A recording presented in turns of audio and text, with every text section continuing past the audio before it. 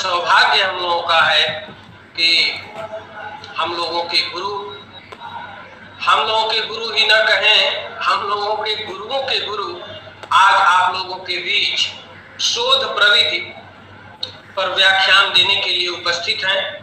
मैं इस अवसर पर आप सभी प्रतिभागी मित्रों की तरफ से हिंदी विभाग दीनदयाल उपाध्याय गोरखपुर विश्वविद्यालय गोरखपुर की तरफ से और अपने सभी विभागीय मित्रों की तरफ से आदरणीय गुरुवर के प्रति हार्दिक प्रणाम निवेदित करता हूं।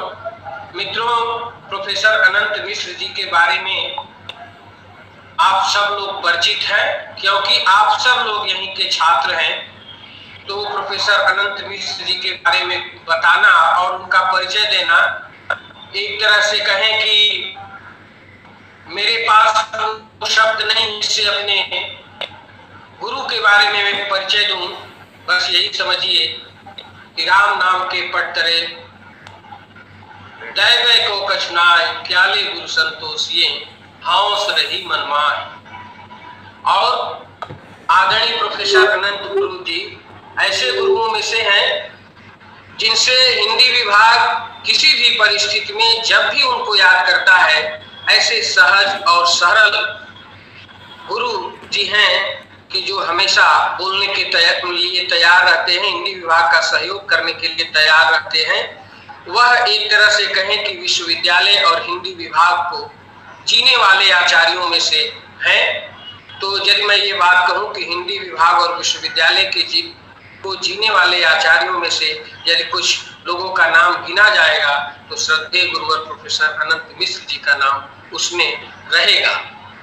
मित्रों, आदरणीय गुरुवर प्रोफेसर अनंत मिश्र कवि हृदय हैं और कवि हृदय के साथ साथ मैं ये बात जोड़ना चाहता हूं कि एक बेहतर मनुष्य,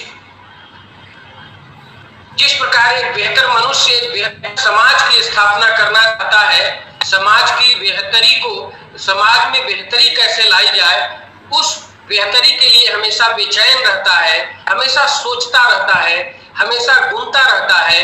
ऐसे गुरुओं में, ऐसे विद्वानों में हम लोगों के गुरु प्रोफेसर अनंत मिश्र जी यहाँ उपस्थित हैं व्याख्यान के लिए।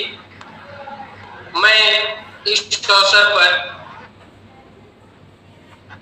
एक बार फिर हिंदी विभाग की तरफ से प्रणाम निवेदित करता हूं और गुरु जी से ये बताना चाहता हूं कि गुरु जी आपके लिए कोई समय सीमा नहीं है। 45 मिनट, 50 मिनट, जितना भी आप बोलना चाहें, आप मैंने 1 घंटे में इस कार्यक्रम को खत्म करना है, तो आप उस हिसाब से मेरा अपनी बात रखेंगे।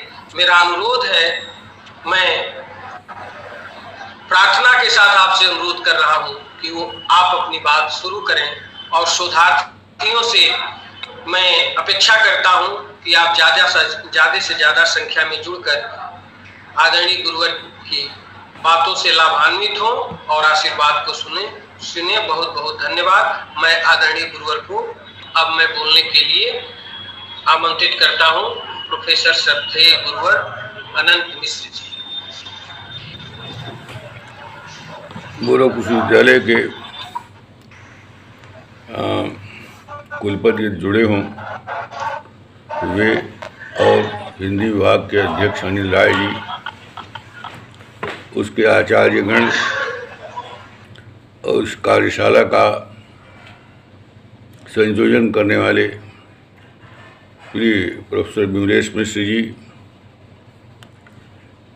हमारे दूसरे जो हिंदी विभाग के वर्तमान अध्यापक हैं वे लोग, तथा जो शोध की दुनिया में जाने के लिए, उसकी प्रविधि पर कुछ सुनने के लिए यहाँ उपस्थित हैं वे सब लोग, और जो स्नातकोत्तर छात्र हैं जिन्हें आगे शायद शोध करना पड़े या करने की आवश्यकता, वे सब लोग, तथा अन्य जन जो इस कार्यशाला से जुड़े हुए हैं वे सब लोग। मित्रों, इस संसार में विधि निषेध का मामला बड़ा पुराना। तुलसीदास जी ने रामचरितमानस में कहा कि विधि निषेध में कलिमल हरिणी कर्म कथा अभिनंदन बरनी। तो ये संसार विधि निषेधात्मक है, इसमें कुछ निषेध हैं, कुछ विधियाँ हैं। उसी विधि में उपसर्ग लगाकर प्रविधि जब कर दिया जाता है तो कुछ वह मेथोडोलॉजी के अर्थ में हो जाता है। अब रिसर्च मेथोडोलॉजी का अनुवाद एक तरह से हो गया शोध प्रविधि। देखिए, मेरा अनुमान है, अनुमान भी ज्ञान का एक आधार है, कि जिस जमाने में विभिन्न विषयों में शोध करने की भावना बनी होगी, विद्वत क्षेत्र में, एकेडमिक दुनिया में, उस जमाने में कोई ये निषेध नहीं रहा होगा कि कितने दिनों में ये शोध कार्य संपन्न होगा। इस ओर इशारा भी किया था हमारे उद्घाटन कर्ता मित्र और बड़े ही प्रतिष्ठित विद्वान प्रोफेसर हरिश्चंद्र मिश्र ने। तब विद्यार्थी होता था, शोध निर्देशक होता था, और शोध निर्देशक एक तरह से उस तैराकी सिखाने वाले बड़े तैराक गुरु की तरह विद्यार्थी को शोध के सामग्रियों के सागर में धकेल देता था और वो छटपटा करके तैरने लगता था, लिखने लगता था। क्योंकि विधि बताने से, प्रविधि समझाने से बात नहीं बनती है। पहले कहते थे कि भाई आप शोध करने जा रहे हैं विषय पर, तो लाइब्रेरी में जाइए, किताबें पढ़िए, कार्ड्स बनाइए, उन कार्ड्स पर अपने विषय से संबंधित जो चीज़ें हैं उसको पहले यह नोट करिए, फला किताब में हमारे विषय से संबंधित इस पेज पर ये बात है। बाद में वो महत्वपूर्ण बात उदाहरण के रूप में आप सुरक्षित कर लीजिए। इस तरह से सामग्री संकलन कराने का कार्य किया जाता था और उसमें कोई जल्दी नहीं होती थी। जिस त्वरा की बात प्रोफेसर हरिश्चंद्र मिश्र कर रहे थे, उस त्वरा ने, जल्दी ने नौकरी को उससे जोड़ देने के नाते इस शोध के स्वरूप को बहुत कुछ बदल कर रख दिया। कई बार ऐसा होता है कि अब पीएचडी कर लेते, नौकरी मिल जाती, तो इतना अधिक ज्ञान के क्षेत्र में, विश्वविद्यालय ज्ञान के क्षेत्र में, महान उच्च संस्थाओं के क्षेत्र में इस तरह के जो निषेध और प्रतिबंध हैं, उन प्रतिबंधों के भीतर जिस सोच की बात हरिश्चंद्र जी कर रहे थे, जिस चिंतन की बात कर रहे थे, जिस प्रकार के प्राप्त सामग्री में से अपने समय के हिसाब से और उसके बदलते स्वरूप को पहचानने की बात कर रहे थे, उसमें संभावनाएं, दर संभावनाएं पैदा करने की बात कर रहे थे, उसका विकास नहीं हो पाता है। मुझे याद है कि हम लोगों के समय में नौकरी पाने के लिए प्रथम श्रेणी में एमए पास यही योग्यता थी, और जो सेकंड होते थे, उस समय तो सेकंड की भी बात नहीं थी, अगर वो फर्स्ट क्लास नहीं हैं तो उनको एक अवसर दिया जाता था कि 2 वर्ष में, 5 वर्ष में, 7 वर्ष में, 10 वर्ष में कोई गंभीर अनुसंधान प्रस्तुत करें और एक तरह से प्रथम श्रेणी न पाने की जो स्थिति है उसके मुकाबले में खड़े हो सकें और उनको नौकरी मिल जाती थी। उससे क्या होता था, जो अध्यापक हो जाता था या नहीं भी हुआ रहता था, प्रथम श्रेणी का रहता था, वो उसके लिए कोई सीमा नहीं, 10-10 वर्ष सीमा थी, 7-7 वर्ष सीमा थी। और वो अपने गुरु का जिसके निर्देशन में काम करना रहता था उसके निरंतर संपर्क में रहता था।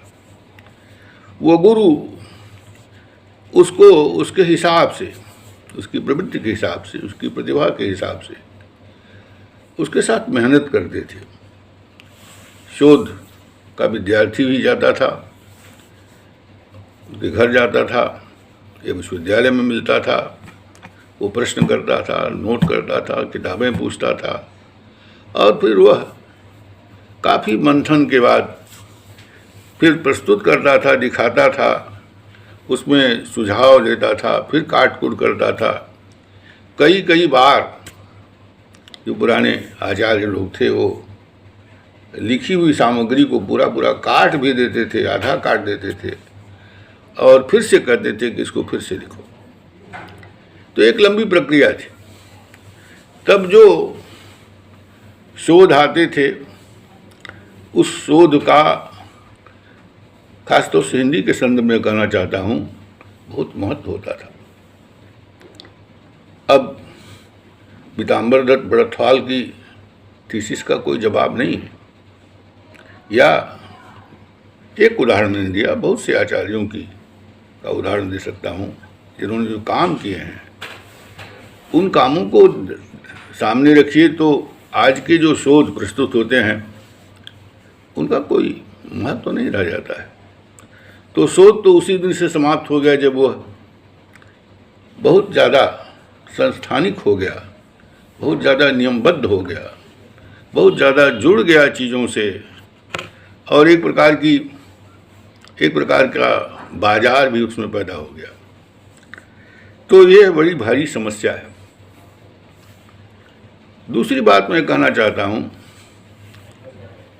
कि यह कार्ड बनाना, सामग्री संकलन करना, गाइड से मिलना, अध्ययन करना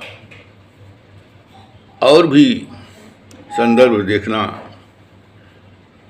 शोध के विषय के परिपार्श्व का अध्ययन करना, उस विषय से जुड़े हुए जो अन्य अनुशासन हैं, मान ली हिंदी में आप पीएचडी कर रहे हैं तो इतिहास है, दर्शन है, कुछ हद तक विज्ञान भी है, धर्म है, संस्कृति है, कला है, बहुत सारे क्षेत्र की पुस्तकों का, क्योंकि एक शब्द और एक चीज़, एक रचना या एक विभिन्न प्रकार की रचनाएं जिस समाज से आती हैं वो समाज आपस में अंतर्ग्रथित होता है, ज्ञान भी अंतर्ग्रथित होता है। वो अलग अलग लहरें होती हैं, अलग अलग नदियाँ होती हैं, लेकिन वो सब कहीं न कहीं जुड़े होते हैं और शोधार्थी को उस पृष्ठभूमि को खोजना पड़ता है। जैसे टांगे का जो पासा है बड़ा होता है, तब जो धार होती है उसे वृक्ष कटता है। आप चाहें एक बहुत नुकीला चाकू लेकर के या बहुत ज़्यादा एक पत्ती जो दाढ़ी बनाने वाली होती है, धार तो है उसमें, उससे किसी पेड़ को काटना चाहें तो कटेगा नहीं, क्योंकि उसके पीछे कोई पासा नहीं है जैसा टांगे में पासा होता है। तो वह जो परिपार्श्व है, वो जो पृष्ठभूमि है, शोधकर्ता को उस पृष्ठभूमि को, उस पासे का वो कहाँ उसकी जड़ें हैं, उन जड़ों को खोजने की जरूरत पड़ती है। अब मुझे संजोगात एक कहानी आप लोगों को सुनाने के लिए याद पड़ रही है कि एक माँ बीमार पड़ी, उसकी बगिया थी, उस बगिए में फूल खिले थे, उसको अपने मरने की चिंता नहीं थी। तो उसने, उसका बेटा नहीं था, अपने पोते से कहा कि भाई मैं तो मरने की चिंता नहीं करती, बस बगिया। उसने कहा दादी अब चिंता न करिए, हम बगिया को संभाल लेंगे। और बगिया के फूलों को और पत्तों को खूब पानी नहलाता था उसमें। 2 महीने बाद, 4 महीने बाद जब बुढ़िया स्वस्थ हुई तो उसने देखा कि सारे पत्ते मुरझा गए, सब फूल खिलना बंद हो गया है। गलती क्या हुई? उसने कहा कि मैं तो रोज़ पानी देता था, रोज़ करता था, पर जड़ों को पानी नहीं दिया। तो ये जो साहित्य है, जिस साहित्य में आप रिसर्च करते हैं, जो सोशियोलॉजी है, जो इकोनॉमिक्स है, भूगोल है और बहुत सारे विषय हैं, एंशिएंट हिस्ट्री है, बहुत सारे विषयों का नाम लेने से कोई फ़ायदा नहीं है। तो अनेक विषय, अनेक अनुशासन हैं। उन अनुशासनों की जड़ें होती हैं, उन जड़ों तक जाना पड़ता है। सबसे बड़ी प्रविधि तो यही कि उस जड़ तक जाने के लिए आपको साहस करना पड़ता है और समय देना पड़ता है। ये एक विडंबना है कि हमारे समय में जो परिदृश्य है उसमें जड़ों तक जाने के लिए छात्र के पास समय नहीं होता है, क्योंकि वो जुड़ा हुआ है कि 2-3 साल में पीएचडी कर लो, 3 साल में पीएचडी कर लो, कैंसिलेशन हो जाएगा तो नौकरी नहीं पाओगे, उससे दाल रोटी की चिंता रहती है। तो वो एक तो इस जो अनुदान आयोग और बहुत सारे जो संस्थापक बड़े बड़े लोग, अधिकारी हैं, उनके समझ में नहीं आता कि शोध का स्तर गिर रहा है। शोध का स्तर गिर रहा है, इस पर वो भी नहीं गहराई से सोच रहे हैं क्यों गिर रहा है। आप किसी से कहिए कि अलमारी बना दीजिए बहुत सुंदर सी और बहुत मौलिक बना दीजिए, और कहिए कि 6 घंटे में बना दीजिए, तो 6 घंटे में कैसे बनाएगा? एक उसको समय दीजिए कि वो कोई मौलिक अलमारी बहुत खूबसूरत सी बना सके। किसी भी निर्मित के पीछे, किसी रचना के पीछे वो कोई परमात्मा नहीं है मनुष्य की वो अपनी इच्छा मात्र से सृष्टि कर लेता है। वो कोई ऐसा नहीं है। एक विद्यार्थी है, वो विद्यार्थी उस विषय की जड़ों में जाने के लिए बहुत सारे अनुशासन में समय लगाएगा। उसी में उसे खाना भी है, पीना भी है, विश्वविद्यालय भी जाना है, अपने निदेशक से भी मिलना है, खोजना भी है, सामग्री संकलन भी करना है, अध्याय भी बनाना है, सिनाप्सिस प्रस्तुत करनी है, उसकी रिपोर्ट भी देनी है और उस विषय के साथ न्याय भी करना है। तो इतने सारे उसके सामने इतनी सारी चुनौतियां हैं, और उन चुनौतियों के लिए आपने कहा 3 साल, 5 साल, 6 साल में ख़त्म, तो फिर क्या करेगा? किसी उपन्यास का व्यक्तित्व, उपन्यासकार का व्यक्तित्व, कृतित्व, किसी कवि का व्यक्तित्व और कृतित्व, अब देह व्यक्तित्व, देह कृतित्व, संवेदना, कहानी की संवेदना, कथा संवेदना, अमुक जी तमुक जी के साहित्य में यथार्थ बोध, अब कुछ जुटा पटा करके वो लिख देता है। अरे भाई, यथार्थ की जड़ें क्या हैं? यथार्थ शब्द पैदा कहाँ से हुआ? यथार्थ की रचना कैसे होती है? यथार्थ की पुनर्रचना कैसे होती है? यथार्थ हमारे समय का क्या है? यथार्थ पहले का है क्या था? और उस यथार्थ से अर्थ कितना पैदा हो रहा है? वह अर्थ आगे की संभावनाएं कैसे बनाएगा? उसकी जड़ों में जाने की समय चाहिए। और ये बहुत बड़ी विडंबना की बात है कि शोध को जो है लोगों ने सीमित कर दिया।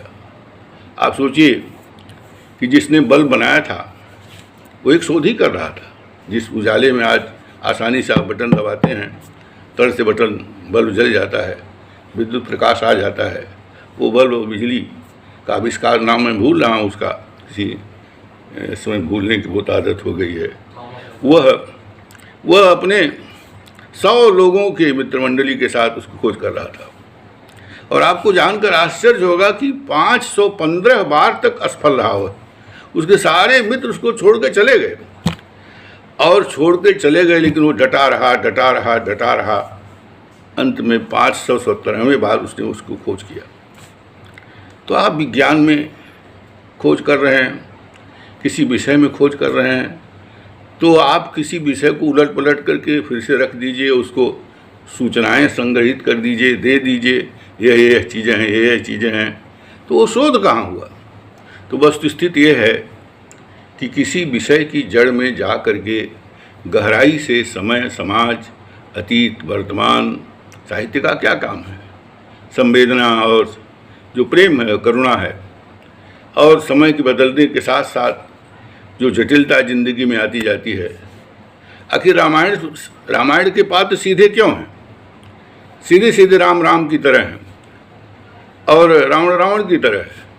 और उसके बाद महाभारत में कर्ण और जितने भी पात्र हैं वो पात्र सब बड़े जटिल हैं, क्योंकि जिंदगी की जटिलता बढ़ती गई और कॉम्प्लेक्स जैसे जैसे जीवन सभ्यता आगे बढ़ती है वैसे वैसे जो मनुष्य का चित्त है वो जटिल होता जाता है, क्योंकि इतनी तरह की चीज़ें आ जाती हैं, इतने तरह का संदर्भ आ जाता है कि जो चित्त बिल्कुल साफ साफ था कि अच्छा है या बुरा है। हम लोग कहा करते हैं कि रामायण जो है वो धर्म और धर्म के बीच की लड़ाई का काव्य है, लेकिन महाभारत धर्म और धर्म के बीच की लड़ाई का महाकाव्य है। एक धर्म भीष्म का भी है, एक धर्म कृष्ण का भी है। धर्म दोनों है। क्या कोई कौरव कम धर्मात्मा थे? सब बड़े, बहुत बड़े, यहाँ दोहराने की जरूरत नहीं। सब धर्म में चुनना है। जब जटिलताएं जिंदगी की बढ़ती हैं तो जैसे पात्रों में जटिलता आती है और तत्वों की जटिलता आती है, वैसे वैसे साहित्य और किसी भी अनुशासन के इतिहास में जिंदगी का विस्तार जब होता है, आगे सभ्यता बढ़ती है, तो बहुत सारी जटिलताएं पैदा हो जाती हैं। फिर आप उस पौधे की जड़ को खोजने के लिए, उस विषय की जड़ को खोजने के लिए पूरे जंगल की यात्रा करनी पड़ती है, और आगे बढ़ने के साथ साथ और अधिक समय और अधिक परिश्रम की आवश्यकता पड़ती है। और संजोग ऐसा है कि आज एक समय में जब समय सहज था, सरल था, तो अपरिमित समय था शोध करने के लिए, क्योंकि शोध जो है शोध के लिए था, समय था। और जैसे जैसे जटिलता बढ़ रही है और ज़्यादा खोज की ज़रूरत है, वैसे वैसे समय सीमित किया जा रहा है।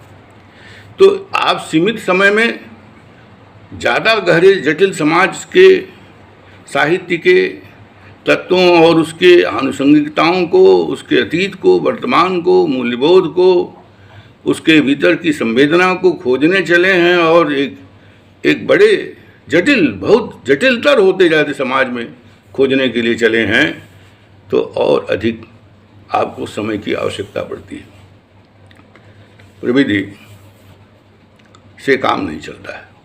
कार्ड बना लीजिए, लाइब्रेरी चले जाइए, सामग्री संकलन रजिस्टर बना लीजिए, अध्याय बना लीजिए, अध्यायों के साथ नोट बना लीजिए, उसको इकट्ठा करिए, उद्धरण रखिए, उद्धरणों को अब उनका पेज क्या है, पृष्ठ क्या है लिखिए, वो लिखिए, और भूमिका में सबको कैसे धन्यवाद दीजिए, और उपसंहार सब चीज़ों को मिला करके लिख दीजिए। ये सारी प्रविधि समझा दी जाएगी तो उसमें गुणवत्ता कहाँ आएगी? विधि जानने से कोई आदमी नहीं कुछ हो जाता है। किसी कूदना पड़ता है और साहस करना पड़ता है। जैसे मैंने तैराकी का उदाहरण दिया, तो वो पेट पकड़ करके पानी में लिटा दे और कहे कैसे ऐसे पैर हिलाओ और तैरने लगो, तो कभी नहीं तैर सकता है। उसको छोड़ देना पड़ता है लहरों के हवाले। वो उन लहरों से जब स्वयं जूझता है तो अपने आप उसको तैराकी आ जाती है। उसी प्रकार जब किसी विषय को छोड़ दिया जाए विद्यार्थी के सामने और उससे कहा जाए कि भाई तुम खोजो, उसके भीतर इतनी अभिप्सा, इतना समय हो कि उस अभिप्सा, उस पिपासा के कारण वह शोध के सत्य को खोज सकता है, वो कोई बड़ी बात कर सकता है। जैसे अध्यात्म की दुनिया में परमात्मा या सत्य को खोजने के लिए कोई तरीका नहीं है। हर आदमी का अपना इंडिविजुअल तरीका होता है। कोई ऐसी विधि नहीं है। मोबाइल नहीं है कि ये बटन दबाओ तो चलने लगेगा। दिया जल रहा हो, दिया दे भी दिया जाए, आंखें न हो तो प्रकाश दिखाई नहीं पड़ेगा। और कई बार ऐसा होता है कि प्रकाश की खोज करनी पड़ती, स्वयं प्रकाश है तो भी आंख अपनी पानी पड़ती है। आंख ही नहीं होगा तो वो कैसे प्रकाश को देखेगा? उस आँख को विकसित करने के लिए नहीं, यानी गहरी शोध अभिरुचि को विकसित करने के लिए बहुत सारा अध्ययन और मनन अंतेवासी के रूप में निदेशक के निकट बैठ करके विद्यार्थी को उसके बॉडी लैंग्वेज से, वाणी से नहीं, उसके व्यक्तित्व से, उसके रहनी से, उसके पढ़ने लिखने की प्रवृत्ति से, उसके सोचने के ढंग से, उसमें से धीरे धीरे धीरे धीरे धीरे धीरे वह उस विधि को प्राप्त करता है जिस विधि से वो अपने रिसर्च को पूरा करता है। आज के समय में न तो उस तरह की बात है, न तो उस तरह की जिज्ञासा है, न तो उस तरह की अभिप्सा है। एक तकनीकी किस्म के समाज में, साहित्य के शोध में तो बहुत तकनीकीपन बल्कि बाधक है, और इतनी तकनीक से न रचना होती है, न रचना के बारे में कुछ जाना जा सकता है। वो जिंदगी के बारे में जैसे कोई तकनीक नहीं है जिंदगी को जानने के लिए, वैसे ही साहित्य को गहराई से समझने के लिए कोई तकनीक बनाई नहीं है। इसमें आग का दरिया डूब कर जाना, इसमें खुद ही डूबना पड़ता है। प्रेम करने की तरकीब नहीं बताई जा सकती। हर आदमी को प्रेम अपने ढंग से करना। इश्क में रजन और रबर नहीं देखे जाते। प्रेम की दुनिया में कोई साथी नहीं होता है, कोई बताने वाला नहीं होता है। हमारे गुरुजी सनाड जी बता रहे थे कि मध्यमा में एक प्रश्न आता था, 4 प्रश्न तो थे कौमुदी के, सिद्धांत कौमुदी के और व्याकरण के, लेकिन एक प्रश्न होता था कि ये विषय है, इस पर कविता लिखो। कोई लड़का गया गुरुजी के पास, उसने कहा कि मैं कैसे कविता लिखूंगा, ये तो बाकी तो रटा हुआ, रट के लिख दूंगा, इस पर क्या लिखूंगा। तो उन्होंने सवाल किया कि बताओ, गर्मी के दिन हो, बहुत गर्मी पड़ रही हो और अचानक बादल घिराएं, जैसे कालिदास के समय में बादल घिरे होंगे, तो उन्होंने मेघदूत लिखा। आषाढ़ से विषम दिवसे, कालिदास के सामने ही नहीं आषाढ़ के दृश्य आते हैं, सबके सामने आते हैं, पर लिखा तो कालिदास नहीं ना। ऐसा कभी नहीं हुआ कि बादल न घिरे हों। तो उन्होंने बताया कि बादल घिरे हैं तो क्या करोगे। कहा गुरु जी रजाई ओढ़ के सो जाएंगे। कहा तुम उस प्रश्न को छोड़ देना।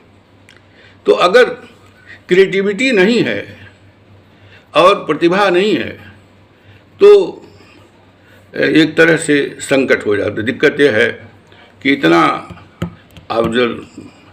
ऑब्जेक्टिव क्वेश्चन के माध्यम से लड़के अध्ययन करके वो अच्छा नंबर पा जाते हैं, सूचनाएं दे देते हैं, उनको खट कंप्यूटर नंबर दे देता है 80%, 85%, 90%, और वो अधिकारी बन जाते हैं।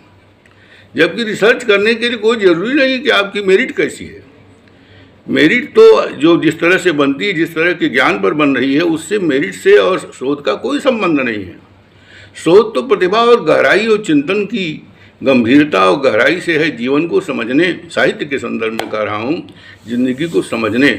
एक साहित्यिक क्षेत्र में रहने वाला व्यक्ति जिस समय भोजन करता रहता है, जिस समय लेटा रहता है, जिस समय वह कुछ नहीं पढ़ता है, तो उसके जहन में जिंदगी चलती रहती है, साहित्य चलता रहता है। वह एक अटूट स्थिति होती है।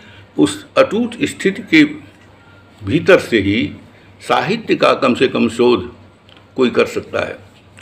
और इस तरह से खंड खंड से जो प्रविधियाँ, अब रिसर्च मेथोडोलॉजी में तमाम किताबें आ गई हैं, उन किताबों को लोग पढ़ लें, सबकी जानकारी में होंगी।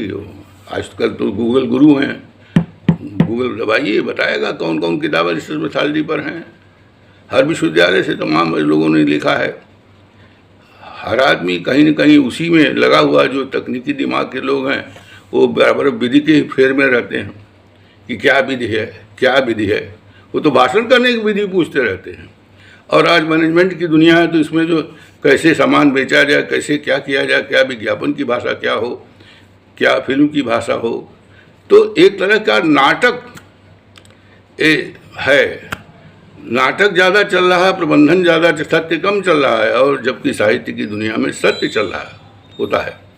तो सत्य की जगह पर सत्य के प्रबंधन के नाते यह एक बड़ा विरोधाभासी सा विषय है। और इसमें मैं ये कह सकता हूँ कि जितनी प्यास गहरी होगी, जितनी अभिलाषा गहरी होगी ज्ञान की, जितना ज़्यादा समय मिलेगा, जितना ज़्यादा उसे रोज़गार से नहीं जोड़ा जाएगा, उतना ही अच्छा स्तरीय शोध हो सकता है, उतना ही अच्छा अध्यापक भी हो सकता है। लोग कहते हैं कि अध्यापक अच्छे नहीं हो रहे हैं, कई लोग हालांकि अच्छे अध्यापक हो रहे हैं, लेकिन कोई कोई कह देता है अध्यापक के पास समय कहाँ है, 24 घंटा तो वो तकनीक में फंसा हुआ है, 24 घंटा तो वह जो है इसमें फंसा कि अब इस समय है, इस समय है, इस समय है, इस समय है, इस समय है, इस समय है, इस समय ये काल चक्र के बंधन में फंसा हुआ कौन वैज्ञानिक हो सकता है अच्छा? कौन अच्छा जो है भूगोलविद हो सकता है? कौन ऐसा साहित्यविद हो सकता है? कौन ऐसा जो है साहित्यविद हो सकता है? कौन ज्योतिर्विद हो सकता है? कौन व्याकरणविद हो सकता है? जब उसके सामने इतना समय का बंधन है कि अब यहाँ जाना, ये वो टाइम टेबल, ये करना, वो करना, वो करना, तो अब उसमें विद्या तो अक्षर अक्षर पढ़ी जाती है ना, उसमें तो वो तो ये धीरे धीरे चलने वाली प्रक्रिया है। यहाँ पर दौड़ लगाने से कुछ काम नहीं होता, दौड़ लगाने से शायद पद मिल सकता है। ज्ञान की दुनिया में पद संचरण धीमा होता है और पद की दुनिया में दौड़ होती है, प्रतियोगिता होती है। तो ये जो विडंबना है, प्रतियोगिता की विडंबना, इस प्रतियोगिता की विडंबना से जब तक भारत मुक्त नहीं होगा, विश्वविद्यालय मुक्त नहीं होंगे, तब तक क्या कारण है कि 6000 वर्ष पुरानी सभ्यता है भारत की, लेकिन कोई नई चीज़ नहीं बनाया, कोई ऐसी औषध नहीं बनाया, तो मलेरिया की दवा नहीं बना पाए। क्यों? क्योंकि पश्चिम में 2000 वर्ष की सभ्यता, 2100 वर्ष की सभ्यता में कोई अंग्रेज, कोई यूरोपियन, कोई फ्रांसीसी एक चीज़ खोजने में लगता है तो वो 20-20 साल लगा देता है, 30-30 साल लगा देता है, अपनी ज़िंदगी कुर्बान दांव पर लगा देता है, तब एक दवा पाता है। तो वो जान पाता है कि सांप से जो है कैंसर की दवा मिल सकती है, तो वो जान पाता है किस पौधे से क्या चीज़ हो सकती है। वो समुद्र में जाएगा, एडवेंचर करेगा, पूरा घूमेगा, कैमरा लेकर खोजेगा, जंगल जंगल यहाँ वहाँ पूरी ज़िंदगी लगाता है, तब जा कर के आपको एक चीज़ की दवा मिल पाती है, एक खोज हो पाती है। ऐसे नहीं होता है। यह है कबीरा ये घर प्रेम का खाला का घर ना है, शीश उतारे धर भूमि धरे सो बैठे हम आए। शोध की दुनिया में कोई नई खोज करने के लिए आपको पूरी ज़िंदगी लगानी पड़ती है, और ज़िंदगी लगाने का किसी के पास वक्त नहीं है। हर व्यक्ति को किस पद, किसी प्रतिष्ठा, किसी करियर, किसी चीज़ पाना है।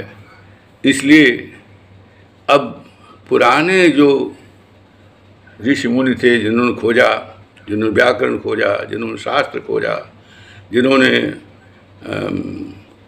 अर्थ शब्द को खोजा, स्फोट खोजा, ध्वनि खोजा, जिन्होंने बहुत सारी बातें खोजी, अब उनका चर्वित श्रवण विश्लेषण लोग कर रहे हैं, उसी को लेकर के बताते हैं कि हमारा सब कुछ है।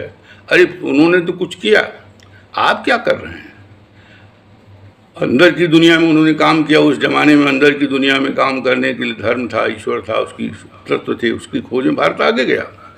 पर आज बाहरी दुनिया है, एक उपयोगी प्रकार की दुनिया बनना चाहती है। तो उपयोगी दुनिया में आप क्या कर रहे हैं? आपके पास समय ही नहीं है। आप तो जो है वो जल्दी में है, इतनी जल्दी। सरकार के पास पैसा भी नहीं होता है कि वो किसी चीज़ के लिए जो है समय दे और पर्याप्त धन दे कि खोज कर सके, क्योंकि बहुत बार असफल हो जाता है खोज ज्ञान। कोई दवाई खोजने में, कोई चीज़ खोजने में अरबों रुपया बर्बाद हो जाता है।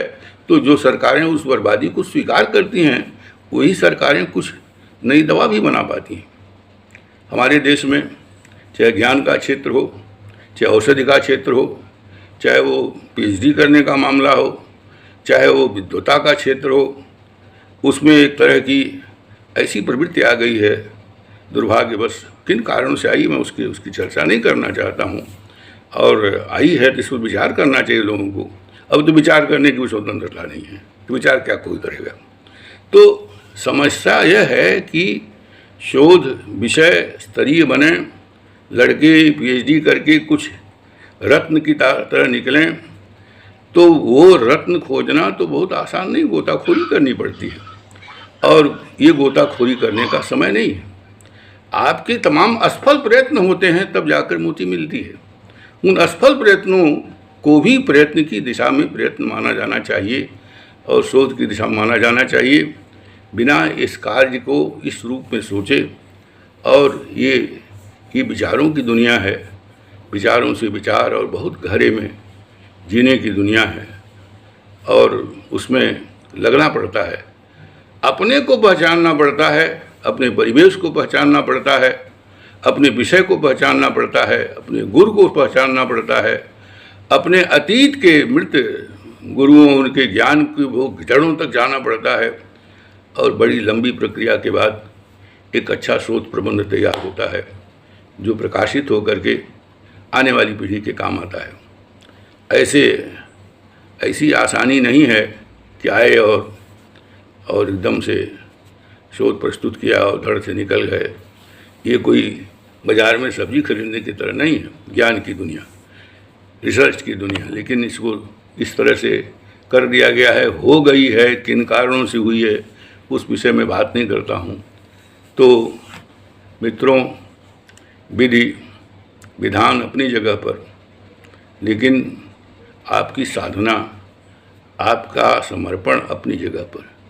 विधि विधान सीख लीजिए और अंदर से समर्पण न हो, अंदर से उत्कंठा न हो, अंदर से मंजिल तक पहुंचने की कोशिश न हो, उसके गांभीर्य को, उसकी जड़ तक जानने की प्रबल आकांक्षा न हो, तो विधि जान लेने से, जैसे किसी को बता दिया जाए कि नमक इतना डालो, सब्जी डालो, इतना तेल डालो, ये करो, दलाल की किताब कोई पढ़ ले, लेकिन नमक तो अंदाज से डालेगा तभी भोजन स्वाद पूर्ण होगा।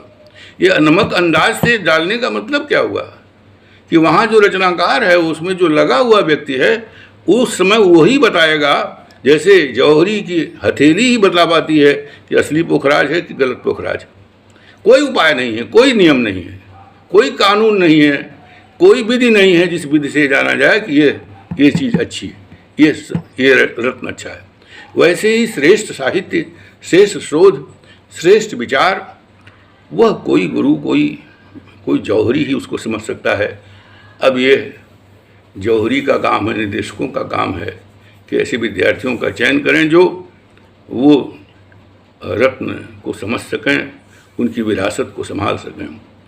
मैं विमलेश जी से माफ़ी चाहता हूँ कि मैं बहुत विधि का जानकार नहीं हूँ। मेरा ज़िंदगी में कभी विधि निषेध का बहुत मतलब नहीं था। मैं कोई काम विधि से नहीं करता हूँ, न चाहता हूँ कोई विधि को पकड़े। विधि पकड़ने से विषय छूट जाता है, क्योंकि विधि पकड़ने में रह जाता है, विषय तो गया उसके चित्त से। वो केवल तकनीक, जैसे फूलदान रख दिया, मेज रख दिया, पर उस आदमी कहाँ उसमें है? सोफा सेट है पर मनुष्य कहाँ है उसमें? सारा कुछ है, कपड़ा लत्ता सब है, सारा चटाई लगा है, पर उसमें मनुष्यता कहाँ है? उसमें बात को, वहाँ करुणा कहाँ है? वहाँ प्रेम कहाँ है? वो जीवन की ऊर्जा कहाँ है? सब, सारी व्यवस्था, सारी बिल्डिंग, सब किताबें पढ़ी हों, सब कुछ हो, सारी विधियाँ हों, सारी मेथोडोलॉजी आपके सामने डिस्प्ले कर दी जाए, तो भी अगर आपके भीतर रस को पाने की, रस प्रस्तुत करने की, कुछ नया रचने की, कुछ नया रचना पर पुनर्रचना करने की अगर गहरी अभिप्सा और प्यास नहीं है, तो बात बनती नहीं है। बात तो तब बनती है, रसोई बनाने वाली स्त्री का भोजन तो तब बनता है जब उसमें मन लगता है। वो मन भी कार्य करता है, हाथ ही काम नहीं करते हैं, गैस सिलेंडर ही नहीं काम करता है।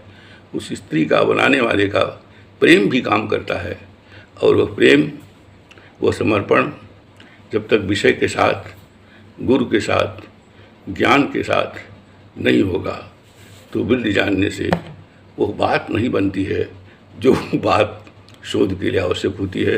इन शब्दों के साथ मैं प्रतिभागी बंधुओं से निवेदन करता हूँ, केवल शोध ही नहीं, जिंदगी के प्रति गहरी जागरूकता होनी चाहिए। आप जिस रास्ते से चलते हैं, कम से कम जितने पेड़ पड़ते हैं उनको याद रखना चाहिए कि आप कितने पेड़ हैं, कितनी पक्षी हैं, ये दुनिया कैसी है। केवल दिखाई भाग रहे हैं, पता नहीं है, होश में है ही नहीं है, वो दौड़ रहे हैं, उनको कुछ पता ही नहीं ज़िंदगी के बारे में।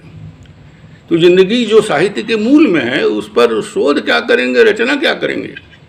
ज़िंदगी तो बहुत गहरी आँख चाहिए उसको देखने के लिए, शोध प्रस्तुत करने के लिए, अच्छा शोध प्रस्तुत करने के लिए एक गहरी आँख चाहिए, जिस आँख में गहराई हो।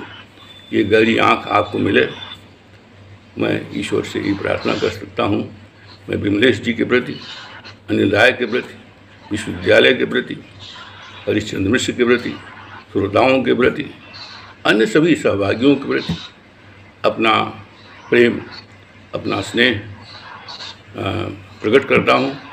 और इतनी आत्मीयता के साथ आपने मुझे सुना, इसके लिए आपको साधुवाद देता हूँ। बहुत बहुत धन्यवाद।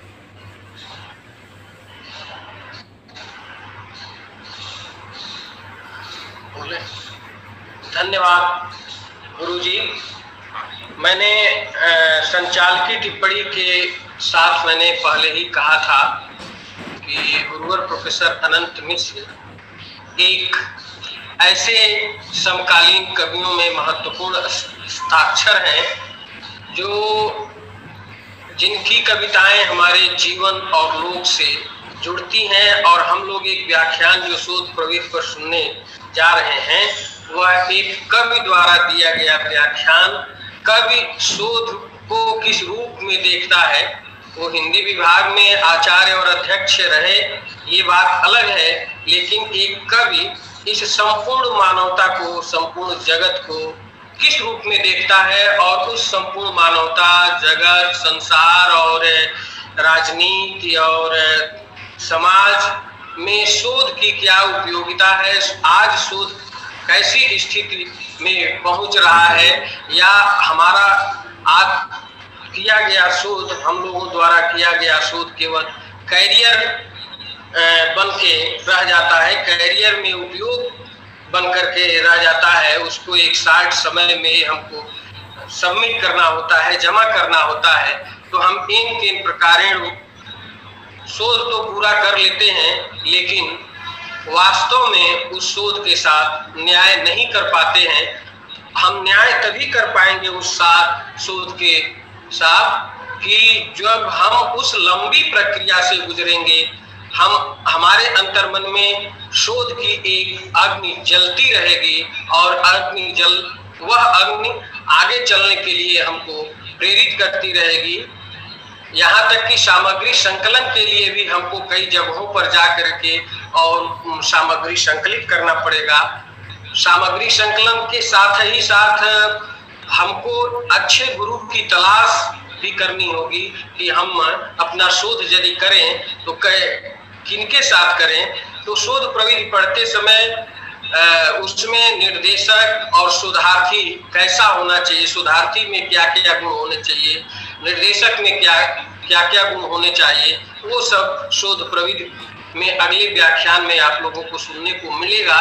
लेकिन गुरुजी ने एक बहुत महत्वपूर्ण बात की है मित्रों, प्रतिभागी मित्रों से मैं कहना चाहता हूं कि इसमें हम सब लोग इस बात के लिए दोषी हैं कि एक गुरुजी एक तरफ बड़ा अच्छा इशारा किए कि किसी अध्यापक के पास इतना काम है, विश्वविद्यालय ही जीवन में इतना काम है कि उसको अपने शोध छात्रों के लिए समय नहीं है। पहले का समय ऐसा था कि शोध छात्र जो था अपने गुरुजी के वहाँ लगातार जाता रहता था, गुरुजी के साथ कहीं गुरुजी का व्याख्यान सुनना होता था तो वहां शोध छात्र पहुंचता था।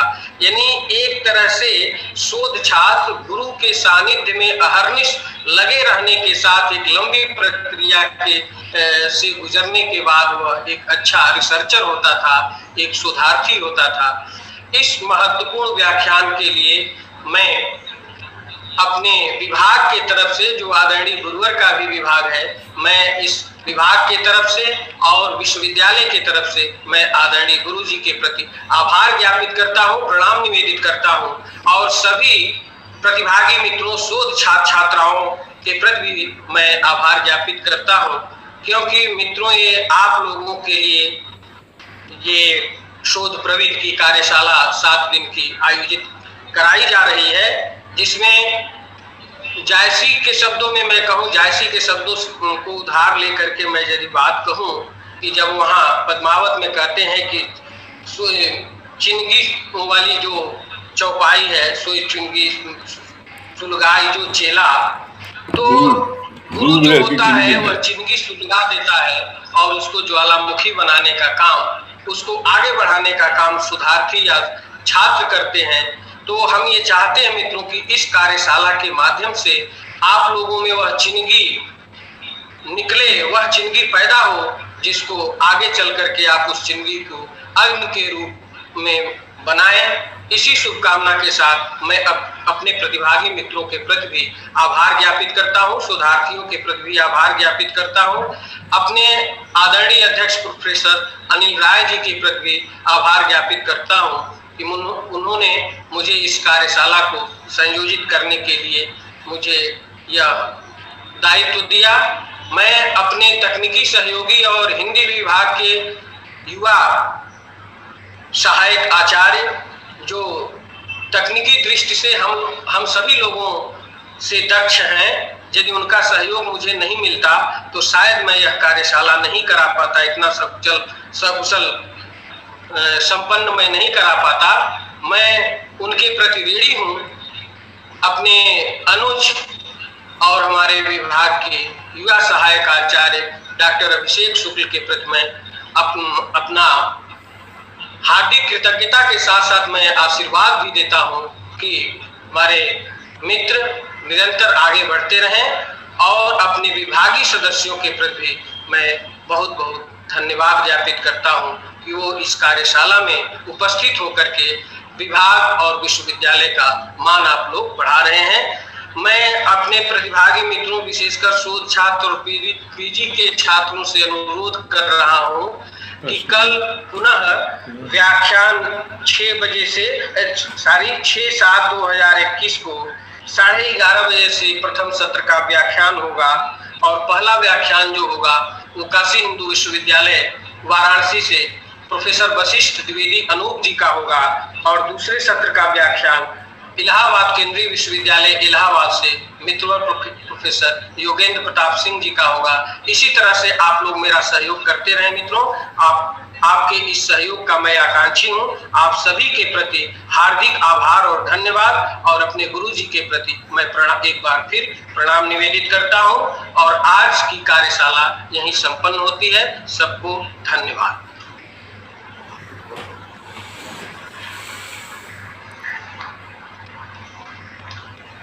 चलो ठीक है।